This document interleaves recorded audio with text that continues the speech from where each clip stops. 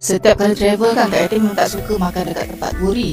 Sebabnya kita nak juga rasa apa yang local people makan. So first kedai Kak Eti try adalah Lanzhou Beef, yang ini adalah halal restaurant. Kalau ke sini kan Kak Eti galakkan korang bawa lah translator yang gadget tu, senang untuk berkomunikasi. Mostly sini pakai cash ataupun Alipay. So credit card macam tak laku sangat. Kita order je kat depan, tapi mata aku tertarik dekat budak yang jadi cashier ni, lawa pula.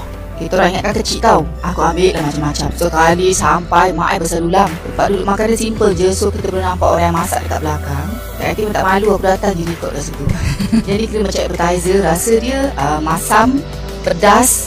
Kita Indonesia pakai gurih kan, crunchy gila, kacang tu sedap weh. Bagai jenis etnik punya masakan ada dekat sini, kena try. Kak Eti minum bukan soya yang rasa dia macam Bali, pelik betul. Semua dah lapar, kelang kabut nak makan. Dan anak Kak Eti memang favourite sangat-sangat Chinese food. Setiap kali lah order mi tarik korang. Ini behind the scene macam mana dia sediakan. Selain tu ada je nasi kat sini. Dia takut kalau nak kita orang order sebab banyak sangat.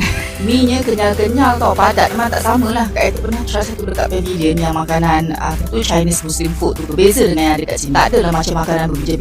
Aku tak tahulah korang makan apa berbija-bijan tu. Yang ni mi Kak Eti rasa pedas kenyal dan kena try dia punya dumpling. Super sedap ya. Kak Eti rasa nak repeat lagi lah kedai ni sebab dumpling dia tu yang memikat hati sangat-sangat ni. Cuma masalah Kak Eti lah ya, struggle betul nak mencari seluruh garpu kat sini. Yes, kalau kita orang dah sampai, sumpah sedap berdoa. Ni pedas ya, yang daging tu. Aku minta sup tahu dengan sayur. Kau tengok selulang. Tak ada seluruh garpu. Aku konon-konon lah pandai makan chopstick tu.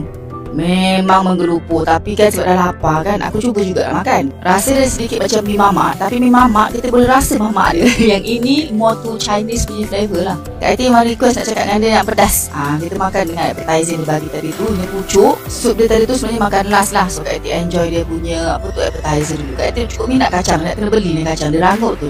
Mi ni pula dia kenyal, padat. Dia bukan macam mi goreng kita, totally berbeza.